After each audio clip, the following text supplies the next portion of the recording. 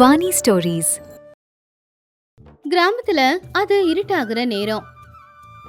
ஊரோட எல்லையில இருக்கிற ஒரு சின்ன ஓட்டு வீடு அது. அந்த ஓட்டு வீட்டோட திண்ணையில சீத்தம்மா அப்படிங்கிற பாட்டி தனியா உட்காந்துருந்தாங்க. அந்த பாட்டியோட கண்ணுல இருந்து கண்ணீர் கொட்டிக்கிட்டே இருந்துச்சு. அவங்களுக்குன்னு இருந்த ஒரே ஒரு பேரன் அவங்கள தனியா தவிக்க விட்டுட்டு அப்படியே தனியா போயிட்டானே அப்படிங்கிற கவலையாலதான் அவங்க கண்ணுல இருந்து கண்ணீர் கொட்டிக்கிட்டு இருந்துச்சு. டேய் சூரி, உங்க அப்பா அம்மா உன்னோட 10 வயசுலயே உன்னை விட்டுட்டு போயிட்டாங்கடா. அன்னையிலிருந்து இந்த கிழவிதான் 10 பாத்திரம் தேய்ச்சு என் ரத்தத்தை வேர்வையா கொட்டி உன்னை கஷ்டப்பட்டு வளர்த்தனே. அதெல்லாம் ஞாபகம் இல்லாம பொண்டாட்டி வந்ததோ என்னை விட்டுட்டு போயிட்டியேடா. என்னை இந்த சின்ன வீட்டுல தனியா தவிக்க விட்டுட்டு நீ போலாமாடா சொல்லு. நான் என்னடா தப்பு பண்ண? உன் மேல நான் பாசமா தானே இருந்தேன். இப்படி பாலடைஞ்ச இந்த வீட்டுல என்னை தனியா விட்டுட்டு போற அளவுக்கு என் மேல என்னடா உனக்கு கோவம்? நீ இல்லாத வீட்டுல இந்த பாட்டியால தனியா எப்படிடா வாழ முடியும்? சீதம்மாவோட அழுக சத்தம் சுத்தி இருக்கிறவங்க எல்லா காதலையும் விழுந்துச்சு. ஆனா அவங்கள ஆறுதல் படுத்ததா யாருமே இல்ல. அதே நாள் அதே சாயந்தர நேரம் இருட்டாகும் போது ஊர் எல்லையில இருக்கிற ஒரு சின்ன குடிசை. அங்க சூரியும் அவனுடைய மனைவியான கௌரியும் வீட்டுக்குள்ள சின்னதா விளக்கு ஏத்தி வச்சுட்டு ஒரு பாய போட்டு அங்க உக்காந்துக்கிட்டு இருந்தாங்க. பாவம் கௌரியோட முகத்துல ஒரு குழப்பம், ஒரு கவலை, ஒரு குற்ற உணர்ச்சி எல்லாம் இருந்துச்சு. என்னங்க, நம்ம பாட்டிய அப்படியே தனியா விட்டுட்டு இங்க வந்து வாழ்ந்துகிட்டு இருக்கிறது ரொம்ப பெரிய தப்புங்க. பாட்டிக்கு உலகமே தெரியாதுங்க. நீங்க தான் உலகம் அப்படின்னு வாழ்ந்துகிட்டு இருந்தவங்க அவங்க. என்னாலதான் நீங்க அவங்கள விட்டு பிரிய வேண்டியதா போச்சு. என்னாலதான் நீங்க பிரிஞ்சிட்டீங்க அப்படின்னு ஊருக்காரங்க எல்லாருமே என்ன வாய்க்கு வந்தபடி எல்லாம் பேசிக்கிட்டு இருக்காங்க. இந்த பழிய என்னால சுமக்கவே முடியலங்க. பாட்டி சாப்பிட்டாங்களா, தூங்குனாங்களா, அழுதாங்களா, எதுவுமே தெரியாம எனக்கு ரொம்ப கஷ்டமா இருக்குங்க. நடந்து முடிஞ்சதை பத்தி நினைச்சு என்னாக போகுது கௌரி? பாட்டி அங்க நல்லா தான் இருப்பாங்க. நீ பழசெல்லாம் பேசி என்ன கஷ்டப்படுத்தாத. அந்த விளக்க அணைச்சிட்டு படுத்து தூங்கு. நாளைக்கு காலையில ஜமீன்தார் வயல்ல எனக்கு வேலை இருக்கு. எப்படிங்க தூக்கம் வரும்? பாட்டிய அப்படியே தவிக்க விட்டுட்டு வந்தா நமக்கு எப்படி நல்லா தூக்கம் வரும்? உண்மையை சொல்லுங்க. எதையும் நீங்க என்கிட்ட இருந்து மறைக்கிறீங்க. மனசுக்குள்ள அவ்வளவு கவலையை வச்சுக்கிட்டு வெளியில எதுவும் இல்லாத மாதிரி ஏன் நடிக்கிறீங்க? நான் தான் எதுவும் பேசாம அமைதியா படுத்து தூங்குன்னு சொல்றேன்ல. என் பேச்சை நீ மதிக்க மாட்டியா? கௌரி புருஷன் கத்துனதும் பயந்து போய் கண்ணீரோடவே படுத்தா. என்ன மன்னிச்சிடு கௌரி. பாட்டியை விட்டுட்டு பிரிஞ்சு வந்திருக்கேன்னு இந்த கவலையை யாருக்கிட்டையும் என்னால சொல்லி அழக்கூட முடியல. ஆனா நான் கவலைப்படுறேங்கிற உண்மையை உன்கிட்ட சொல்ல முடியல. சின்ன வயசுல எனக்கு ஜுரம் வந்தப்போ ராத்திரி முழுக்க தூங்காம என்னை பார்த்துக்கிட்டவங்க என் பாட்டி நிறைய நாள் அவங்க பட்டினியா இருந்து எனக்கு சாப்பாடு போட்டிருக்காங்க. அப்படிப்பட்ட பாட்டிக்கு என் வியாதி பரவிடுச்சு அப்படின்னா நான் உயிரோடு இருந்து பிரயோஜனமே இல்லை. எனக்கு என்ன வேணாலும் ஆகட்டும், ஆனா பாட்டிக்கு எதுவும் ஆகக்கூடாது. எனக்கு இப்படி ஒரு வியாதி இருக்கிறது தெரிஞ்சா தாங்க மாட்டாங்க. என்ன ஒரு அரக்கன்னு சொல்லுவாங்க. பரவாயில்ல, என் பாட்டிக்காக நான் எதை வேணும்னாலும் செய்வேன். அடுத்த நாள் காலையில சூரி ஜமீன்தாருடைய வயல்ல மாடுகளை வச்சு நிலத்தை உழுதுகிட்டு இருந்தான். உள்ள இருக்கிற வியாதி அவனை கொஞ்சம் கொஞ்சமா தின்னுக்கிட்டு இருந்தாலும் வெளியில வேர்வை சிந்தி கஷ்டப்பட்டு அவன் உழைச்சுக்கிட்டு இருந்தான். அப்பதான் அந்த ஊரோட ஜமீன்தாரான ருத்ரையா அவருடைய குதிரை வண்டியில அங்க வந்தாரு. அவருக்கு சூரிய பார்த்தா சுத்தமா பிடிக்காது. ஏன்னா அவன் ஏழைங்கிறதுனால. என்னடா சூரி, வயலை நல்லா தான் உழற போலையே. உன்னை பத்தி நான் நேத்து வரைக்கும் என்னமோன்னு நினைச்சேன். ஆனா நீ ஒரு அரக்கன்னு இன்னைக்கு தான் தெரிஞ்சது. இத்தனை வருஷமா கஷ்டப்பட்டு வளர்த்த பாட்டியை விட்டுட்டு பொண்டாட்டி கூட ஊர் எல்லைக்கு தனி கொடுத்தன போயிட்டியாமே, உண்மையாவா? ஆமாங்க ஐயா, போக வேண்டிய சூழ்நிலை. உனக்கு வெக்கமா இல்லை இப்படி சொல்ல? சின்ன வயசுல இருந்து உன்னை தூக்கி வளர்த்த உன் பாட்டியை தனியா விட்டுட்டு உன் பொண்டாட்டி கூட தனி கொடுத்தன போயிருக்க அப்படின்னா நீ மனுஷனே இல்லை. இனிமேலும் நீயே என் வயலை உழுதா என் வயல்ல நெல்லு முளைக்காது, பாவம்தான் முளைக்கும். உன்னை வேலையை விட்டு தூக்கிட்டா பசி பட்டினின்னு கஷ்டப்படுவியன்னு தான் இன்னும் விட்டு வச்சிருக்கேன். நீ எல்லாம் ஒரு மனுஷனா? ஐயா, நீங்க என்ன எவ்வளவு வேணாலும் திட்டுங்க, 4 அடி கூட அடிச்சுக்கோங்க. ஆனா நான் செஞ்சதுக்கான காரணம் உங்களுக்கு தெரிஞ்சா நீங்க என் மேல கோவப்பட்டு இப்படி திட்ட மாட்டீங்க. என் மனசுக்குள்ள இருக்கிற கவலை அந்த கடவுளுக்கு மட்டும்தான் தெரியும். அப்படி சூரி ஜமீன்தார் என்ன சொன்னாலும் அதை காதுல வாங்கிக்கிட்டு ஒரு வார்த்தை மறு வார்த்தை கூட பேசாம வேலையை செஞ்சுக்கிட்டு இருந்தான். ஒரு நாள் சாயந்தர நேரம் சூரி வீட்டுக்கு போய்கிட்டு இருக்கிற வழியில அவனுடைய நண்பனான ரங்கையாவை சந்திச்சு அவன்கிட்ட பேசிக்கிட்டு இருந்தான். அப்போ சூரியோட கையில ஒரு பை இருந்துச்சு. டே சூரி, எதுக்குடா என்ன இங்க வர சொன்ன? ஊருக்காரங்க எல்லாரும் உன்னை தப்பா பேசுறாங்க. பொண்டாட்டி தாசான்னு சொல்றாங்கடா. என்னை யாரு என்ன சொன்னாலும் கவலை இல்ல ரங்கையா.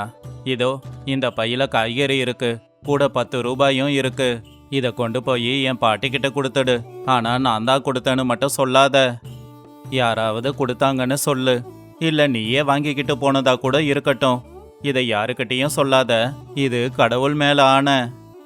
எனக்கு ஒண்ணுமே புரிய மாட்டேங்குதடா. இங்க நீ மாடு மாதிரி உழைச்சி தேஞ்சு பாட்டிக்கு கஷ்டப்பட்டு உழைச்ச பணத்துல எல்லாம் வாங்கி கொடுக்கற. ஆனா அங்க பாட்டி என் பேரன் விட்டுட்டு போயிட்டான் அப்படின்னு ரத்த கண்ணீர் வடிக்கிறாங்க. எதுக்குடா இந்த நாடகம்? இதுக்கு நீ பாட்டி கூடவே இருக்கலாமேடா. ஒரு பொய் ஒரு உசுரை காப்பாத்தோன்னா அந்த பொய் 100 உண்மைக்கு சமம்னு பெரியவங்க சொல்லியிருக்காங்க. என்னை எதுவும் கேட்காத. நான் உயிரோடு இருக்கிற வரைக்கும் என் பாட்டி கஷ்டப்படக்கூடாது. என் பாட்டி எப்பவுமே நல்லா இருக்கணும். நான் உயிரோடு இருக்கிற வரைக்கும் அவங்களுக்காக கஷ்டப்படுவேன். தயவு செஞ்சு யாருக்கும் இது தெரியாம பாத்துக்கோ. ரங்கையா ஒண்ணுமே புரியாம அந்த பைய எடுத்துக்கிட்டு போயிட்டான். இப்படியே ஒரு வாரமும் ஆச்சு. ஊர்ல திடீர்னு இடி மின்னல் சத்தத்தோட பயங்கரமா மழை கொட்டுன்னு கொட்டி ஊரே ஒரு வழியாயிடுச்சு. சீதம்மா பாட்டி தங்கி இருக்கிற அந்த சின்ன வீட்டு குடிசையில இருந்து தண்ணி சொட்டிக்கிட்டே இருந்துச்சு. அப்பதான் ரங்கையா ஒரு பையில பாட்டிக்காக சாப்பாடு குழம்பு எல்லாத்தையுமே எடுத்துக்கிட்டு வந்தான். அப்பதான் அந்த ஊர்ல இருக்கிற நாட்டு வைத்தியரும் பாட்டியோட உடம்பு எப்படி இருக்குன்னு பாக்குறதுக்காக பாட்டியோட வீட்டுக்கு வந்துகிட்டு இருந்தாரு. யாருப்பா அது இந்த மழையில வந்திருக்கிறது? நான் தான் பாட்டி ரங்கையா வந்திருக்கேன். உனக்காக சாப்பாடு கொண்டு வந்திருக்கேன் பாட்டி, வந்து சாப்பிடு. எனக்கு எதுக்குடா நீ சாப்பாடு கொண்டு வந்த? என்னோட பேரனே என்ன கண்டுக்காம விட்டுட்டு போயிட்டான். அப்புறம் எப்படிடா நான் உன்கிட்ட வாங்கி சாப்பிடுறது? அது வேணாண்டா. ஐயோ பாட்டி, இதை நான் உனக்காக கொண்டு வந்து கொடுக்கல பாட்டி. எவ்வளவுதான் கஷ்டம் வந்தாலும், எவ்வளவுதான் உடம்புக்கு முடியலனாலும், கஷ்டப்பட்டு உழைச்சி சம்பாதிச்ச பணத்துல உன் பேரன் சூரி கொடுத்து விட்ட சாப்பாடு இது. என்னது? என் பேரை கொடுத்து அனுப்புனானா? என்னடா சொல்ற? அதுக்கு அவன் என் கூடவே இருந்தேன்னு நல்லா பாத்துக்கலாமே, என்னை ஏண்டா விட்டுட்டு போனா? இதை கேட்டுக்கிட்டு இருந்த நாட்டு வைத்தியருக்கு மனசுக்கு ரொம்ப கஷ்டமா இருந்துச்சு. அவரு பாட்டி கிட்ட, அந்த உண்மை எனக்கு தெரியும் பாட்டி. அவன் உங்களை விட்டுட்டு போகல. உங்க உசுரை காப்பாத்துறதுக்காகவும் அவனால யாருக்கும் எதுவும் ஆகக்கூடாதுன்னும் போயிட்டான். என்ன சொல்றீங்க வைத்தியரே? எனக்கு ஒன்னும் புரியலையே. என் பேரனுக்கு என்ன ஆச்சு? உங்க பேரனுக்கு காச நோய் பாட்டி. இருமுனா ரத்தம் வர அளவுக்கு ஆயிடுச்சு. இந்த விஷயத்த நான் அவன்கிட்ட சொன்னப்போ முதல்ல அவன் சொன்னது, என்னோட இந்த வியாதி தொத்து வியாதி. என் பாட்டிக்கும் இந்த நோய் பரவி அவங்க உசுருக்கு ஆபத்து வரக்கூடாது. நான் செத்தாலும் பரவாயில்ல, என் பாட்டி எப்பவும் நல்லா இருக்கணும் அப்படின்னு அவன் நினைச்சான். அவன் அவனோட மருந்துக்காக கூட பணம் செலவு பண்ணல. அந்த பணத்தை வச்சு உன்னை அவன் நல்லா பாத்துக்கறான். இந்த விஷயத்த உன்கிட்ட சொன்னா நீ அவனை விட மாட்ட. அவன் கூடவே இருந்து அவனை நல்லா பாத்துக்கிறேன்னு சொல்லுவ. அப்புறம் உன் உசுருக்கு ஆபத்து வந்துட்டா. அதனால தான் அவன் இதை உன்கிட்ட சொல்லல. உன்னை தனியா தவிக்க விட்டுட்டு போற மாதிரி போய் அவன் தான் ஊர் எல்லையில தவிச்சுக்கிட்டு இருக்கான். அவன் அரக்கம் இல்ல பாட்டி, உன்னோட உசுரை காப்பாத்த வந்த தெய்வம். அவன் தெய்வம் பாட்டி அப்படின்னு வைத்தியர் சொன்னதை கேட்ட உடனே சீதம்மா பாட்டியோட தலையில பெரிய இடியே வந்து விழுந்த மாதிரி இருந்துச்சு. அவங்க அதே இடத்துல விழுந்து அழ ஆரம்பிச்சிட்டாங்க. ஐயோ ஐயோ, என் பேரனுக்கு என்ன ஆச்சுன்னு தெரியலையே. இந்த வயசான காலத்துல என் உசுரை காப்பாத்துறதுக்காக அவன் என்னை விட்டுட்டு தனியா போயிட்டானா? என் பிள்ளைக்கு தான் இந்த மாதிரி எல்லாம் நடக்கணுமா? என் பேரன் என்ன தப்பு பண்ணான்னு அவனுக்கு இவ்வளோ பெரிய வியாதி? கடவுளே, உனக்கு கொஞ்சம் கூட மனசாட்சியே இல்லையா? அவனுக்கு சின்ன ஜுரம் வந்தாலே என்னால் தாங்கிக்க முடியாதே. அவனுக்கு இவ்வளோ பெரிய வியாதியை கொடுத்துருக்கியே. அந்த வியாதி ஏதோ எனக்கு கொடுத்துருந்தா பரவாயில்லையே, நான் தாங்கி இருந்திருப்பேனே. என் பேரனுக்கு ஏன்பா கொடுத்த? இருமும்போது ரத்தம் வரும்போதெல்லாம் என் பேரன் என்னை பற்றி தானே யோசிச்சிருப்பான். பாட்டிக்கு துணையா இல்லாமல் போக போகிறோமோ, பாட்டி என்ன ஆக போகிறாளோன்னு யோசிச்சு அழுதுருப்பானே. ஐயோ கடவுளே, இது எதுவும் எனக்கு தெரியாமல் போச்சே, எதுவுமே எனக்கு தெரியாமல் போச்சே சாமி. வெளியில பயங்கரமான மழை, இடி மின்னல் சத்தம். ஆனால் அதையெல்லாம் பொருட்படுத்தாம சீதம்மா பாட்டி அந்த மழையில தான் பேரனை பார்க்கறதுக்காக வேக வேகமாக போய்கிட்டு இருந்தாங்க. ரங்கையாவும் வைத்தியரும் அவங்கள தடுக்க எவ்வளோ முயற்சி பண்ணாலும் அவங்க பேச்சை கேட்கல. உள்ள போய் பார்க்கும்போது பாவம் சூரி சாவு படுக்கையில இருந்தான். அவன் பொண்டாட்டி கௌரியோட மடியில தலை வச்சுக்கிட்டு பக்கத்துல ரத்த வாந்தி எடுத்துக்கிட்டு என்ன பண்றதுன்னு தெரியாமையே படுத்துக்கிட்டு இருந்தான். சூரி, என்னப்பா இது? எழுந்திரிப்பா. உன் மனசுக்குள்ள இவ்வளவு கஷ்டத்தை வச்சுக்கிட்டு என்கிட்ட எதுவுமே சொல்லாம ஏன்டா தனியா கஷ்டத்தை அனுபவிச்ச? பாட்டி, என் மேல சத்தியம், என் பக்கத்துல வராத, என்னை தொடாத.